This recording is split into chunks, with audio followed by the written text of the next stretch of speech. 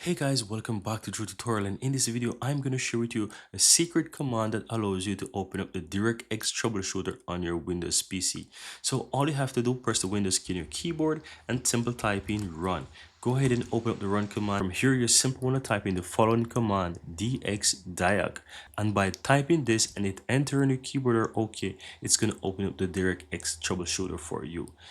Keep in mind that, and that's it, very easy and very simple. So as you can see right now, it opens up the DirectX Diag Troubleshooter for me, and as you can see right here, it opens up the DirectX Troubleshooter for me, and that's it. You can go ahead and you can use this troubleshooter. So guys, I hope you found value within this video, and if you do, don't forget to give this video a like. Let me know in the comments below. If you'd like to learn more secret commands just like this one, check out the playlist at the end of this video. You can find a ton more other videos just like this, and guess what, many more videos like this coming out, and guess what, many more videos just like this one coming out real soon. So if you want to see those, subscribe to the channel. Thank you guys for watching, and I'm looking forward to see you in the next video.